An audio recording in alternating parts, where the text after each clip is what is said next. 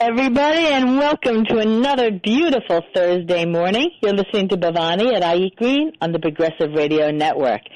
And I have some great guests coming on today that I want to introduce to you, and I'll tell you more about them in a little while. But Rahoul, Mehra, and John Ubaldo are co-founders of an organization called AgFamiliar, which is a co-op of farms working together in New York across thousands of acres, providing good, clean, and locally produced food and hemp, and I'll tell you more about them when they come on.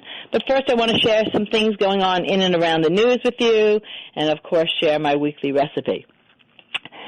So the courts have been very busy these last couple of weeks.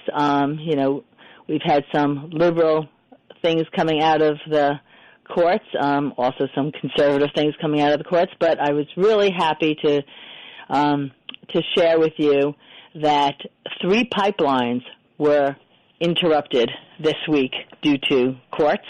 One is the Atlantic Coast Pipeline, which is a pipeline, a 600-mile pipeline that was going to move frack gas from West Virginia through Virginia into North Carolina, and it would have disproportionately harmed African American and indigenous communities all along its proposed route. And there's right now 30,000 indigenous people living in the projected area where this pipeline was going to be, including, and this project also included building an enormous fracked gas compressor station in Union Hill, which is an African American community that has a lot of historical significance and cultural significance in Virginia. So anyway, they were not able to prove that they were not going to have a negative impact on the environment. So they were, so actually the company involved in putting that pipeline together actually pulled it, and they just knew that they were not going to be able to move forward. So that one is dead. Then on Monday morning, a federal judge ordered the Dakota Access Pipeline, which is the protest that's been going on for years on indigenous land out in Dakota. That has been finally put a halt to that because it was not meeting the safeguards that are necessary. And then also the Keystone Pipeline, which is the crude oil that was going to come from Canada, British Columbia, all the way through more indigenous land and through parts of the Midwest all the way down to the Gulf of Mexico, and all that oil was actually also going to be exported. It wasn't even for this country. Anyway, they also put a halt on that. There already was a stay, and they just voted to keep this stay in place. So that's all really, really great things. You know, we have some great grassroots organizations that have been working really hard to make all that happen. Friends of the Earth, Climate Hawks Vote, Earth Justice, 350.org, Food and Water Watch, all these great grassroots organizations that all need our support. But I just want to thank everybody that has responded to my calls for writing letters and signing petitions all these years to close down these pipelines. But we have to keep it going. There's still the Williams Pipeline here in New York. That's the one that I've been writing about a lot. It goes from Pennsylvania through New Jersey, through to Staten Island, across New York Harbor to the Rockaways and Long Beach, and it's just horribly placed. It has so much potential for doing damage, not just to the environment and to commerce and tourism, but to the health of New Yorkers. Plus, of course, it is a target for terrorist acts as well. So it's just bad to have anything that dangerous so close to New York City where millions of people live. So Governor Cuomo has denied permits for this pipeline at least 3 times that I'm aware of. It could be more. But now, supposedly, they're meeting behind closed doors with National Grid, and we just want some transparency. We want to know what's going on behind those closed doors. So please sign the petition I have on my website at ieatgreen.com. If you don't get my newsletter, you can sign up on my website for my weekly newsletter, which will tell you who my guests are and of course, highlight all these petitions and things going on that I want you to participate in. Another one is to tell Bayer, formerly Monsanto, that we want to get these beekeeping pesticides off of the market. All these neonicotinoids that are responsible for much of the bee decline are still being marketed, and we need to get them off the market. We need our bees. 40% of the bee population has died in this past year alone. We're really losing our bees, and they're responsible for so much of our food supply. I think they said 1 out of every 3 bites of our food is a result of bee pollinators. So we really need our bees, because if we lose our bees, we will lose a lot of our food. So please sign that petition. It's a simple thing to do, and you can feel the power that these biotech companies have on our government, and it's just not good. We really need to separate this. We really need to get corporations out of counting like people, and Citizens United, we need to reverse that, which is responsible for so much of this power and lobbying that corporations have over the power of our government. So, and we just have, the current administration just keeps doing one horrible thing after the next. Education is really, really being harassed right now. We're being forced to open in September, whether it's safe or not. He's mandating that schools have to open or they'll lose funding. And he's also made a rule that all foreign students in universities who have visas to study here, if their universities are online, they need to self-deport themselves. They need to leave the country, and that is just unacceptable. I heard that Harvard and MIT are actually suing the government, but who knows what will happen. It's just, we are just in such a bad state in this country right now with the current administration. All we can do is work hard to get this administration out. So, send letters to people in states that can make a difference. There's petitions to try to undo the Electoral College so that, if the popular vote votes for a Democrat, that's who gets elected. The fact that Hillary Clinton won the popular vote and we ended up with this moron in the White House is just not okay. So, but that's a whole nother issue, and I don't want to go there. So where I do want to go, though, is to share with you my weekly recipe. And I have to tell you, we had a barbecue this weekend.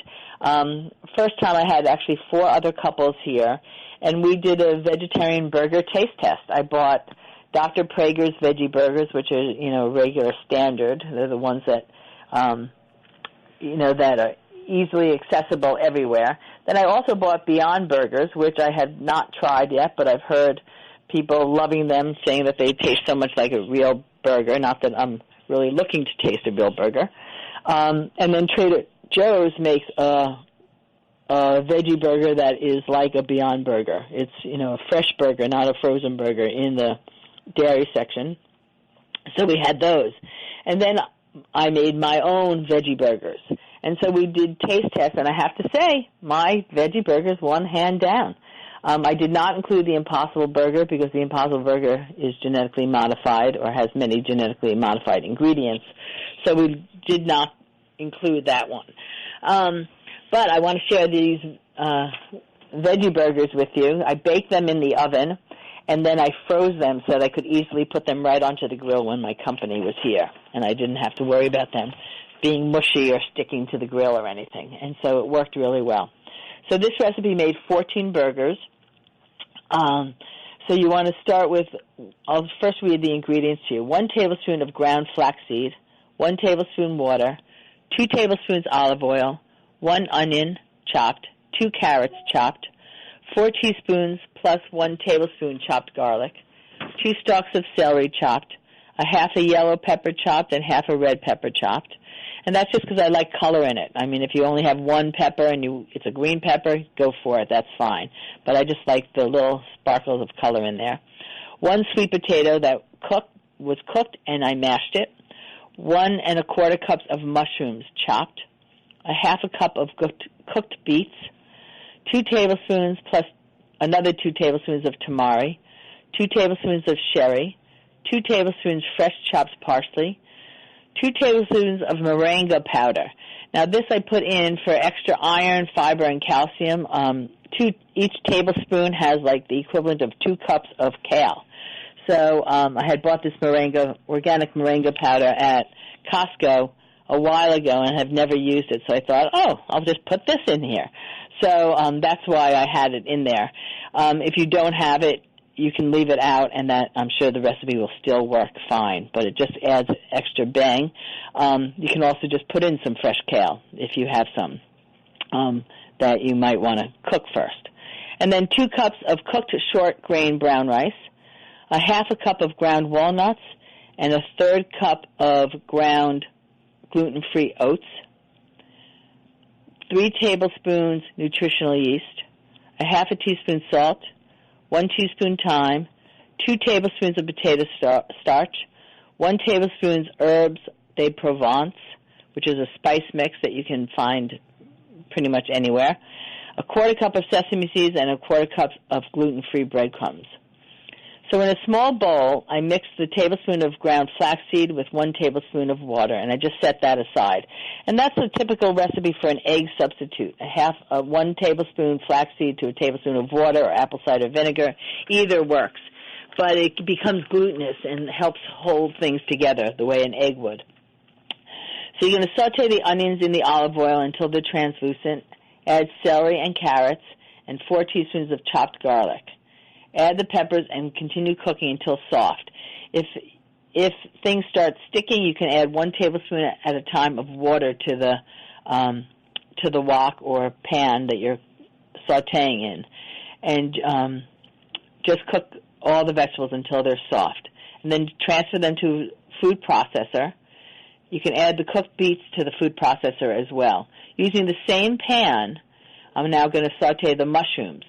So I took everything out of the pan, added some more oil to the sauté pan, let the oil get hot, and then add the mushrooms, along with the other tablespoon of garlic. And when the mushrooms started to get soft, I added the sherry, 2 tablespoons of sherry, and 2 tablespoons of tamari. And you want to cook that until the water absorbs, and so that the mushrooms actually get a little crispy and seared, and they're delicious, and they will add a lot of umami flavor to the vegetables. So that's the idea by cooking the mushrooms separately. Then you're going to add those seared, delicious tamaried mushrooms into the food processor, and you're going to pulse all the vegetables together until they're coarsely chopped. You don't want to make them a puree, but you want them coarsely chopped. Then in a large mixing bowl, you're going to combine the rice, the chopped vegetables, the parsley, the flaxseed mixture, the mashed sweet potato, the moringa powder, the ground walnuts and oats, the nutritional yeast, the potato starch, and the herbs, all together, and mix it all up. Then you're going to make, I used a pie pan. I made a mixture with the sesame seeds and the gluten-free breadcrumbs, and I then formed the mixture into patties, and I dipped each patty into the sesame breadcrumb mixture. So that just makes the coating, the outside a little bit drier. And then I laid them out on a greased cookie sheet that I lined with parchment paper, and then I sprayed the parchment paper with just a little bit of olive oil. And I baked it in a 375-degree oven for 20 minutes. Then I removed the pan and turned all of the burgers over and cooked it for another 10 minutes. And everyone's oven is different, so just keep an eye on it. You can also saute them in a pan if you would like. I did that as well and tried them that way. But this, baking them in the oven keeps the oil content down and dries them out a little bit more, which is actually good for them holding together. And then I freeze the cooked patties, like I said, and I pulled them out and them right onto the grill. I sprayed the grill with a little oil, and I cooked them on the grill. And then also, Mayoka, who makes wonderful cheese, she makes the mozzarella cheese, and I have her book. That's how I learned to make my cashew chev cheese. She now has vegan cheddar slices that were just so good. I mean, I haven't had anything that has come close to cheddar cheese in a long time, but I put a slice of the vegan cheddar cheese on. I put pickles, tomatoes, microgreens, and it was just so great. I made a spicy ketchup with some a little vegan mayo, some ketchup, and some sriracha sauce. I even added some hot chili peppers into that, and that was a sauce that I served on the side. And they were just so good.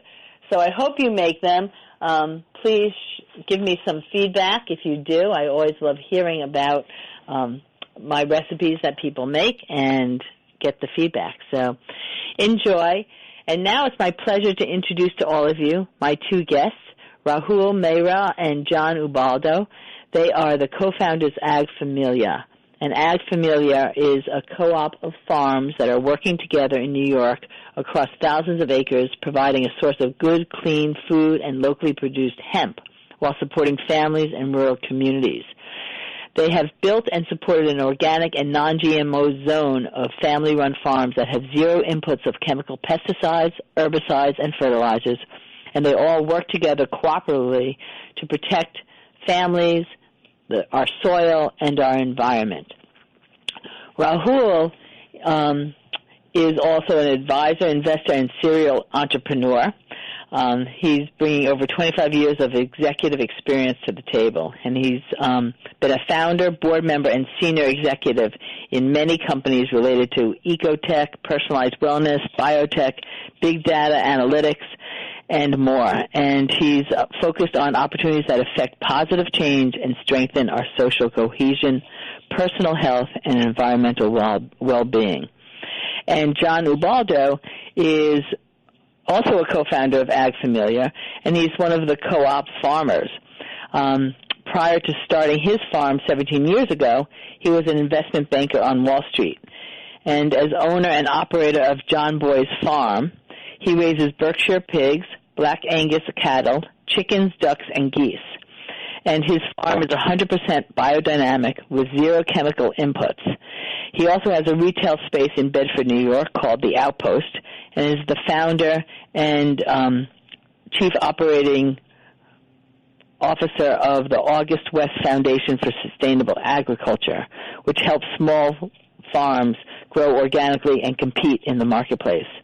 And he spent the last 12 years helping small farms get established and thrive. So it's my pleasure to introduce both of these men to all of you. Are you on with me? We are. Sure are. Wonderful. Wonderful. Welcome. Thank you. So thanks for having I thought us. before we really get deep into the show, maybe you both could share with us where the idea for AgFamiliar came from. What was the inspiration behind it? Okay. Well, you're better at that one. Well, what's that? You've always been better at that one. So John and I have been friends for a number of years now, and he was over for dinner one night, and we were drinking a bottle of wine, and he told me that, half of the family farms in New York State were going to disappear in the next 10 years. And so that was the germination to say, hey, let's try and figure this out. And as we looked at it, John has selflessly been working with family farms up in Washington County for years. And he really had already established a co-op system. And he was effectively on a volunteer basis helping them to get grains in the ground, specific grains in the ground that were then getting collected and processed by a processor for feed. And so when we took a little closer look at this, we saw that was, essentially a foundation for a business in the sense that it could make enough money that you could give it back to all of these family farms and administrate in such a way that you could grow into a large acreage of very diversified crops and do very specific things for niche clients. And, from that, these family farms who have essentially been dairy farmers, they could focus on their dairy farming. They could focus on what they've been doing for generations, but they'd have this, they have lots and lots of land that really hasn't been impacted by chemicals. And so they could essentially grow specified crops that we would take control of for them and sell off. And that's a foundation on which they can kind of rest their family and their well-being. And if they have well-being, it means that the rural communities have well-being, because the family farm is the essence of the rural community and the culture out there. So what's unique about the structure? Are you saying that the cooperative uses different farmers' land, but it's all run by your organization, all the grains? Well, so the farms are all individually owned and operated. Yeah. And okay. I think the uniqueness of the structure is the lack.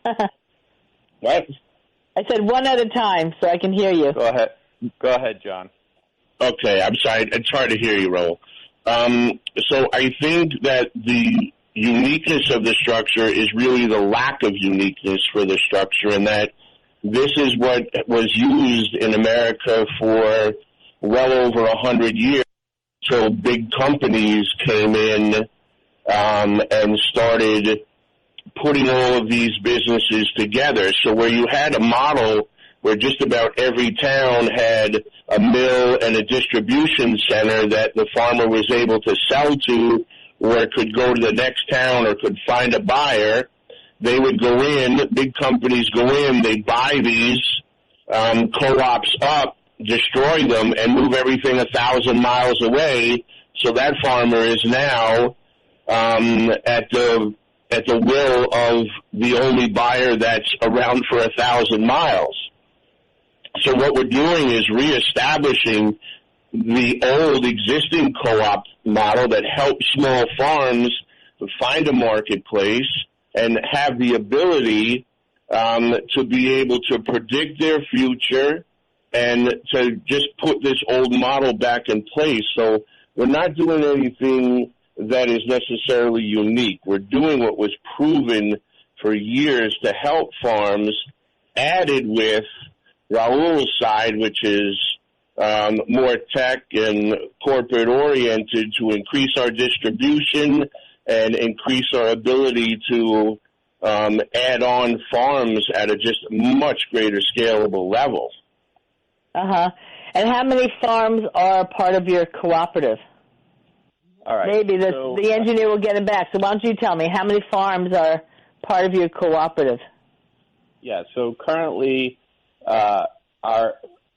what we had decided we were going to do initially was bring in a larger number of farms. So John, under the foundation, at one point in time had 30 farms and 3,000 acres under management. And with the result of COVID and with the lack of transparency about what was going to be happening over the course of the rest of this year, we decided that we needed to start smaller, ensure that we could support the way we were hoping that we could. And so we're essentially at around 10 farms right now. And that's plus or minus, and that's why I wanted John to take the question, because, it's kind of in flux. We're adding some veggie guys. We've got a couple of meat guys, and then there's 4 or 5 that are on the hemp side, and so it's a little bit in flux. But we're essentially at around 10 farms and 1,000 acres right now. We've got the wait list for the rest of the 30 that we hope to bring in next year. And then we've got, kind of waiting and seeing, watching in the wings, another 50 farms, around 5,000 acres in total. And what makes that really exciting is that, at least for me from an operational perspective is that, we're very closely knit. So even at 30 farms, everyone's within like 20 miles of each other. And so operationally, you can really support each other. And remember, the underlying concept of the co-op is everyone's got their own land, they've got equipment, they've got trucks, they've got expertise. And so everybody's supporting each other at harvest time, at planting time, and in between, with education and whatever support different guys need. And so that keeps you really, really efficient, and that's part of why, we're able to be very nimble and compete with the bigger industrial players. Uh-huh. And so, Rahul, did you have to set up a new processing plant in Washington County? Yeah, so again, because of the situation this year, we've pushed out the plan on the processing facility for next year. But what we have in place currently is a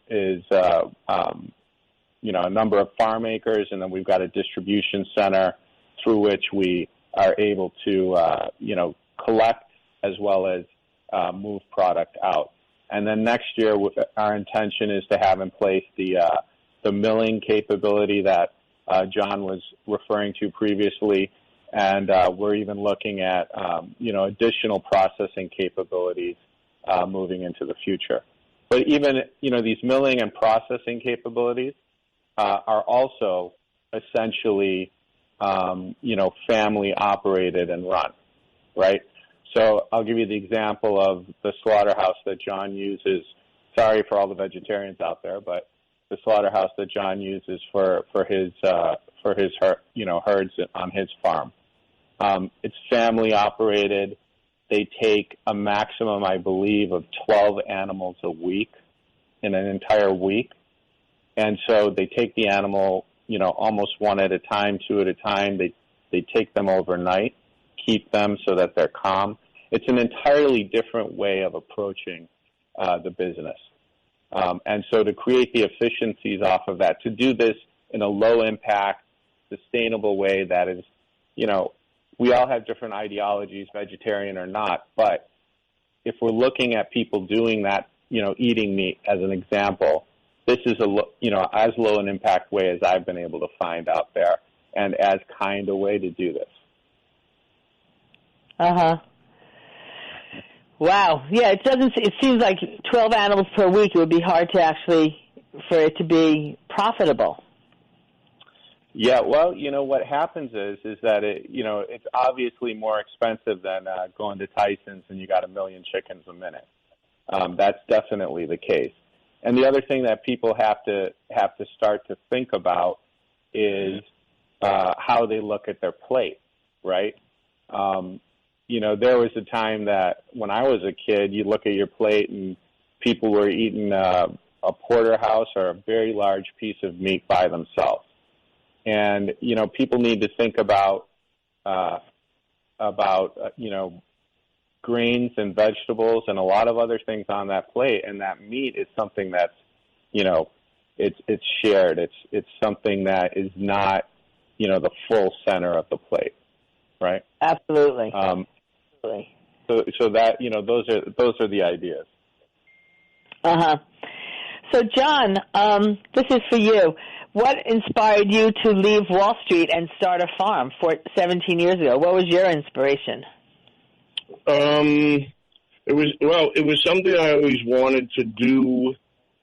As a kid, it was kind of my goal when I went to Wall Street.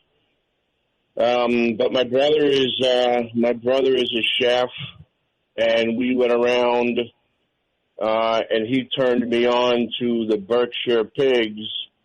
And the more that I learned about them and their history and the quality of their meat, and they're a little bit tougher to raise than other pigs, I just kind of got hooked on the idea of establishing, this breed in the Northeast.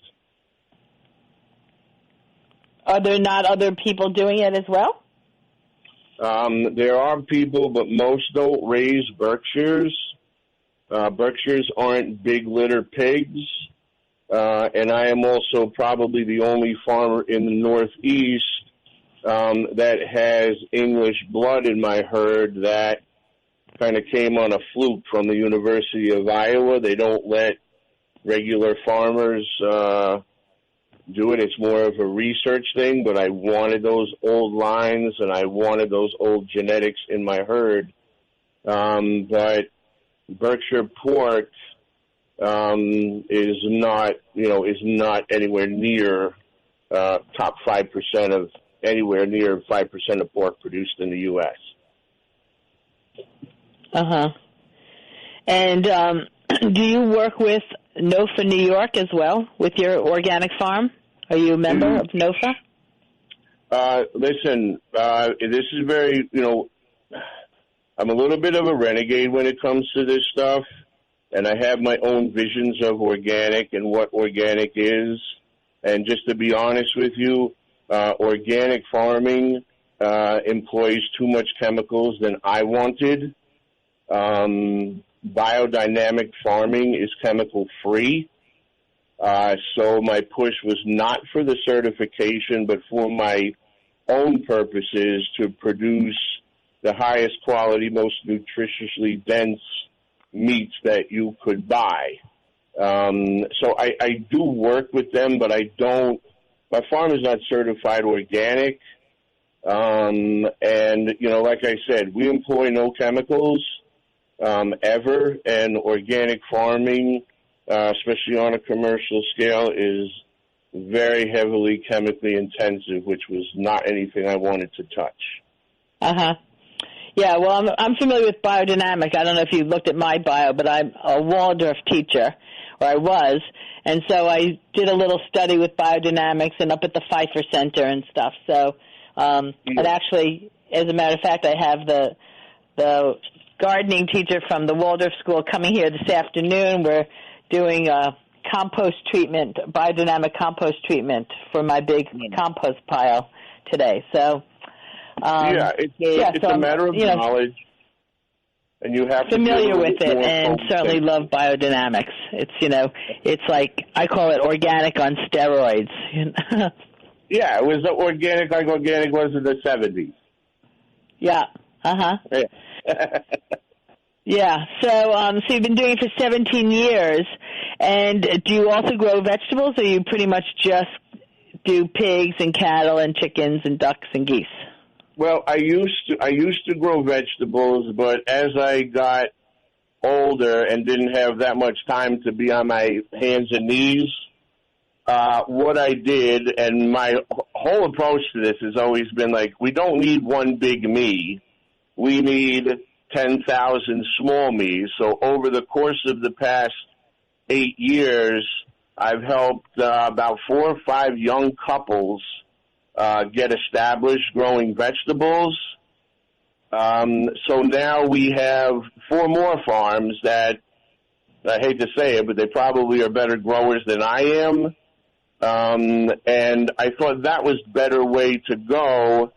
And, I do a lot of crop switches, time consuming, because we grind all our feed and everything weekly, et cetera, et cetera.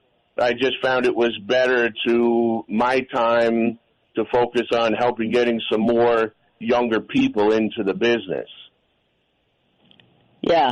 Well, that's been something that I've been trying to raise awareness on, is land access for these young farmers, because that seems to be one of the biggest challenges for young farmers, is to actually find land and to work land.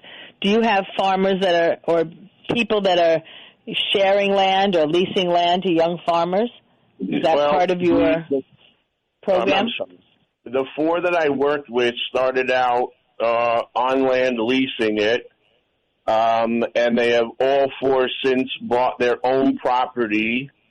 And one of them right up the road from me is actually just finally moving out of the trailer they've been living in to a house that they built. So, these are little success stories that really have a huge impact, on a small local-based economy.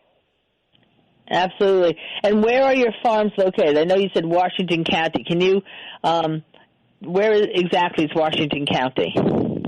Washington County is up on the Vermont border.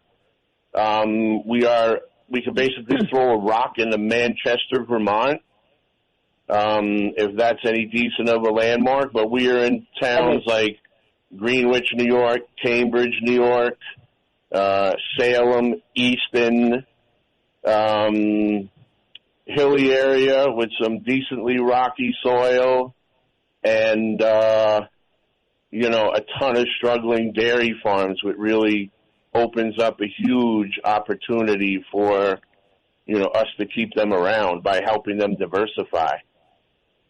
Yeah. So you, Rahoul, maybe this is good for you. You actually have set up this model so that the growing of the grains ends up being more of the bread and butter or the stability of the farm. Is that your goal? And then the dairy is the cream on top kind of thing? Well, I think you're going to find that. Oh, is this you, Rahul? No, go ahead. I'm fine. Oh, I think you're going to find that because I started doing the grain with my foundation that is fairly established, and dairy farmers are some of the best grain growers there are out there. And then I think as you begin to layer in, that was just the more established part of it. I think ultimately that the vegetable business and livestock business is going to have a bigger and bigger impact as we begin to grow those out.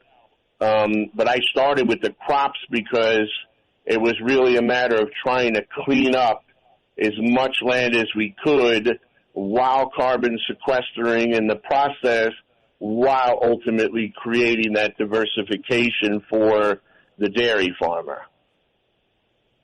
Yeah, because I know a lot of the dairy farmers, are really struggling. That model that, Rahoul, that you had explained with the grain and the mills being moved thousands of miles away, it's been the same model for the dairy farmers, right? That we have these conglomerates that are now, like Horizon Milk, for instance, that have bought up all the small dairy farms or, the processing plants, and now all the dairy farmers don't really have much choice in the markets. They kind of have to sell to the one buyer type of thing. Is that what you're finding? Yeah, that's definitely what we're trying to compete against. And I think, John made a really fundamental statement, which was that, essentially when you think about this as the family farms, when you think about this as local communities working together, the advantage it gives us over the industrial farms or even the industrialized cooperatives that are basically held hostage to a single outlet is that we can move very nimbly. We can move as per the requirement of a niche client, right?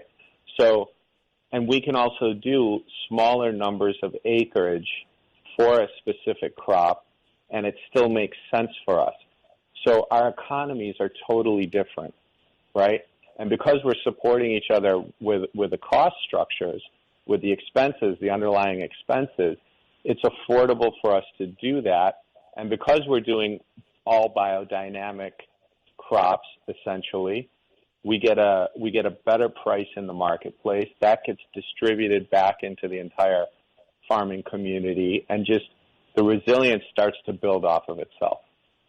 And that's essentially the model, right? So it's nothing, as John said, it's not like, we're reinventing the wheel. We're going back to, what built this country. And do your farms share equipment? Or does everyone really own their own equipment? John can speak to that better, but they do share, yeah. I mean, one one combine is a $450,000 to $500,000 investment. And so to have somebody who is using that we could pay rent to for them to using, it helps them pay. We're not making a $450,000 investment, and it goes all the way down to trucking, and otherwise by sharing in that. One of our farmers is purchasing a hemp baler, which is a $250,000 investment. He would not be able to do that if we weren't going to be sharing in the use and costs of it. And, I just wanted to back up on, one more thing. COVID has really exposed our food system. And a lot of Americans got to see firsthand how food is produced in this country. And I think they were very, very scared by what they saw, to the point where you're now seeing Congress actually begin to float some bills on reining in these factory farms. 90% of our meat is processed by 4 companies in this country, and that is just, the farmer is no longer an entrepreneur. A farmer is basically an indentured servant. Like, if my farm didn't have its independence and I was dependent on outside sources to sell my stuff, we wouldn't be having this conversation right now.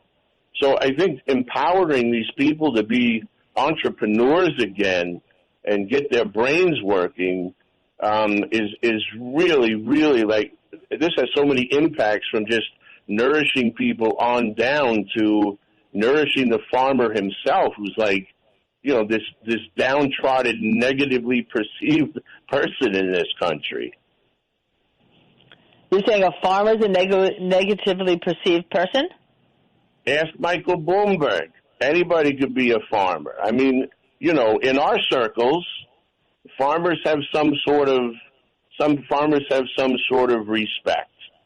In outside circles where people aren't food oriented or otherwise, we're just dirt covered workers. And I see it all the time. I don't, we don't get dressed up to go to town or anything, but farmers are not necessarily revered in this country as they were a long time ago. Yeah. Well, they certainly should be. It's such honorable work, and it's such hard work. I mean, I grow my own vegetables, and I'm blown away sometimes by the amount of time it takes. It's not just planting and harvesting, but then to process it, to clean it, to, package it so that it's going to stay fresh before it goes bad. I mean, it's huge. And so farmers get all of my respect, unbelievably. And I think the more that people realize that all food's not created equal, and the food that organic farmers is doing is such a service not only to their own health but to the environment. As you mentioned, sequestering the carbon. It's helped mitigating climate change, and we need more farmers to be doing that as opposed to adding to climate change. Yeah. So it's all the localized aspect of this is important too, right? So people don't, for the most part, people don't even think about their food. They don't even think about where it's coming from, what it exactly is. It's a package. It's like any other good that they purchase, and they throw it in a bag and they take it home and pop it in the microwave or whatever they're doing and eat it. And I think the opportunity here, as John's saying with COVID, is that you can get localized. You can start to, again, pay a lot of attention, to what it is that you're consuming, because at our essence, that's what we are, right? We are what we eat. And so knowing our farmers, knowing what they're putting in the ground, knowing where that land is, I think it's important for me and my girls and my wife, and I think it's an extremely important aspect of how we should be living in this country. Mhm. Absolutely. And how competitive is your model versus like an industrial farming and supply chain model? Yeah, so I think that Go ahead, John. What do you want to say? We can't compete with a feedlot. The way that it's broken down and concentrated, we're not. If we were to try and compete with that, we would lose the essence of what we're doing. And people are willing to pay more for a higher quality product, but because of the co-op model and sharing in the work and equipment and everything that goes into it, we are able to cut the costs to a point where it is reasonable. But we would never be able to, nor would we want to try to compete at those levels because, your inputs, your chemicals, your cheap feed, your drugs, your antibiotics, the list that goes on to produce that feed so cheaply, and that's what I was alluding to before. Like, people realize that that's not the food that they want to be eating. How do we source differently?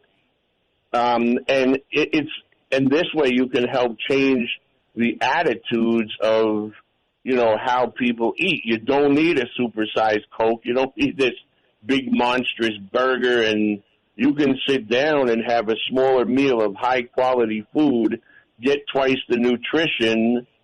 And I've priced it $1 million. I do this with people all the time when it comes to buying like a chicken and some vegetables at the farmer's market or going to the McDonald's drive-through.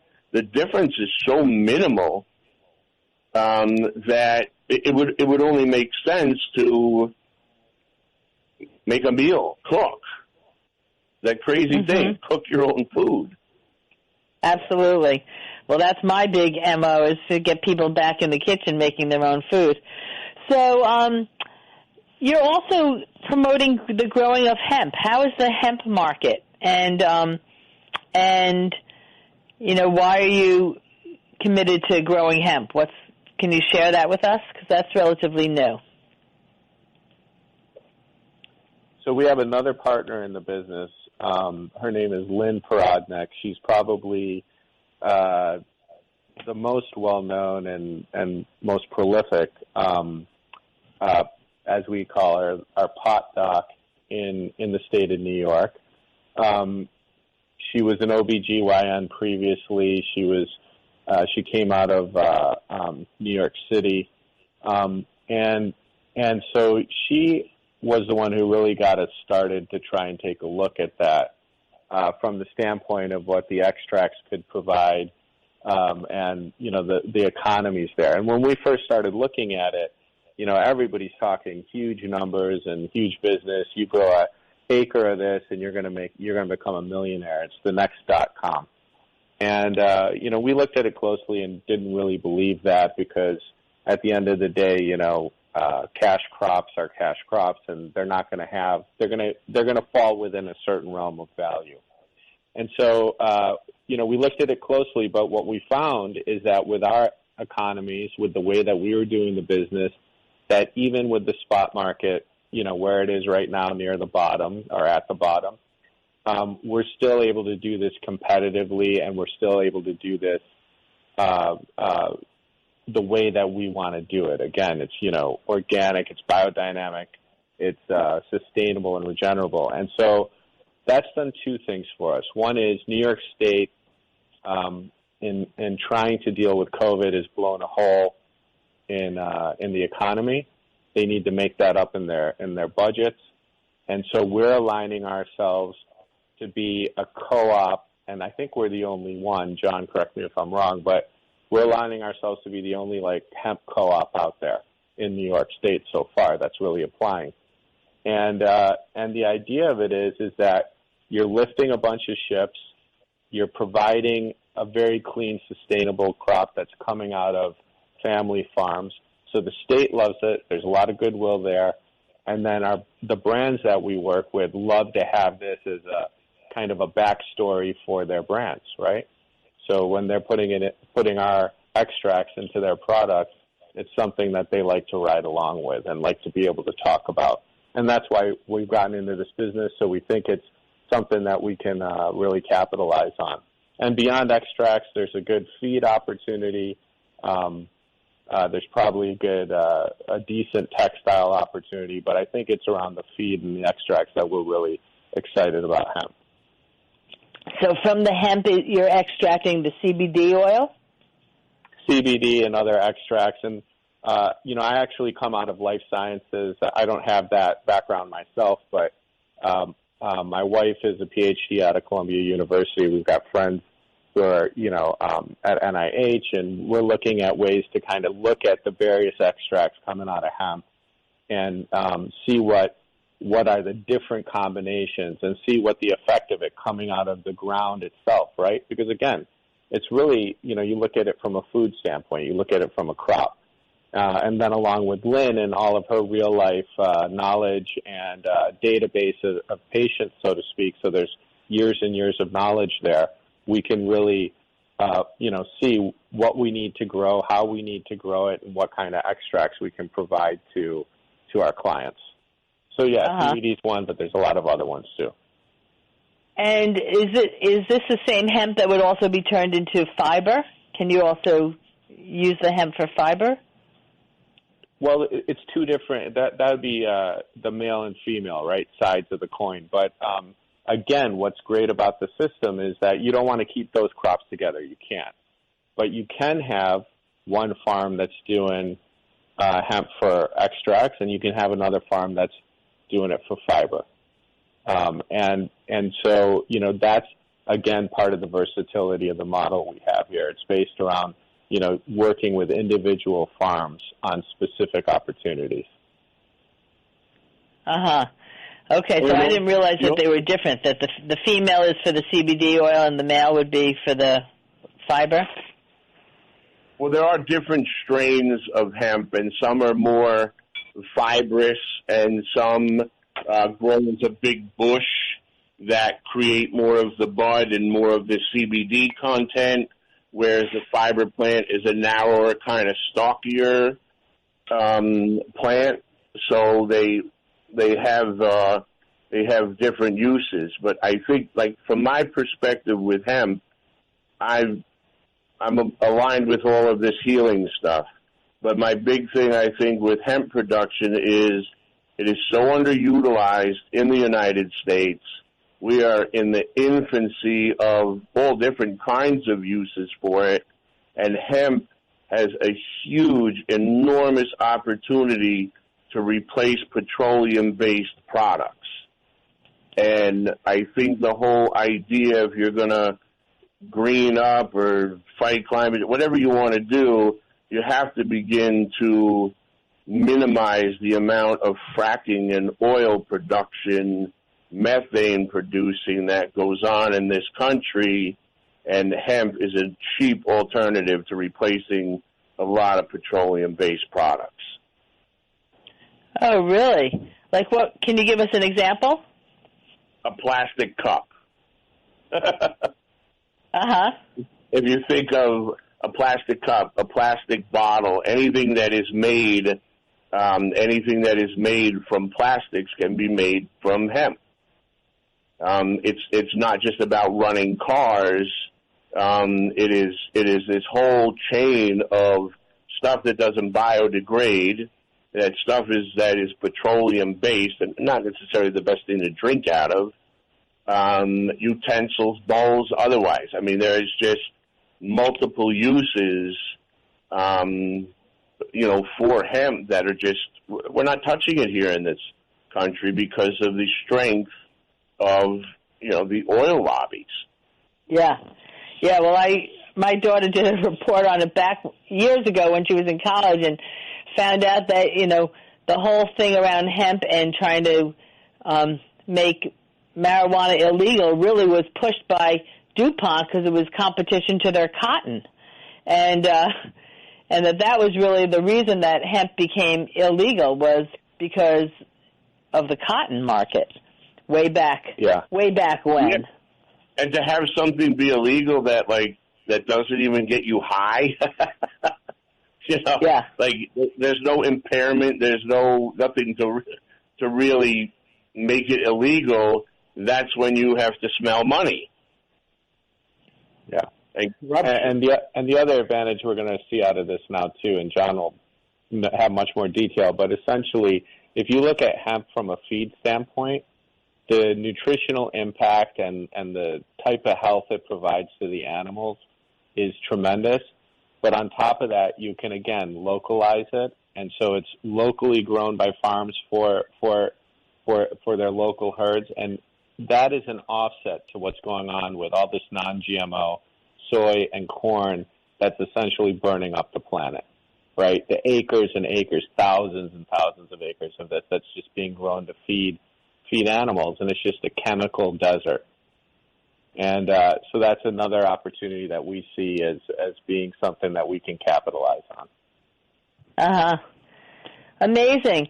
Well, it sounds like you guys have your hands in many things, and, I look forward to, staying on top of what you're doing and watching your co-op grow, because what excites me about it is that it is scalable, that, it really has the potential of growing, and then it seems to me like it is a great model for other areas to take up as well, because just in general, it doesn't make sense for every farm to have all that of their own expensive equipment when you can share it, it's the same in, the basis of so many co-ops. Working cooperatively with other people to reduce your expenses just makes sense all across the board. So, yeah, absolutely. What's next for your organization now? We're just about at the end, so I want to just wrap that up so you can share, and then we'll share the contact so that people can find you. Okay, great. We're mid-season right now, and we're waiting to get to the harvest and get our products to our clients and start moving into next year where we can expand out the operation and bring some more farms on board. And as John said, we're looking at various data models. I've got a close friend out of IBM who's an AI expert, and he's helping us to look at how AI can actually impact what family farms are doing and how we're working on it. There's a lot of moving parts, as you said, a lot of different things we're doing. And so that's kind of where we're focused. We're focused on really establishing this and moving to the next stage. Mm-hmm. Well, that's wonderful. I want to thank you both for joining me today. It's been so informative. I'll share your contact information on my website, but basically people can go to AgFamiliar.com to find out more information. And, John, I'll also share your contacts for the August West Foundation for Sustainable Agriculture that you're running and your own farm and outpost. So thank you both for joining me. It's been wonderful. And everybody out there, thank you so much for joining us. You've been listening to Bhavani at iEat Green on the Progressive Radio Network. See you all again next week. Bye.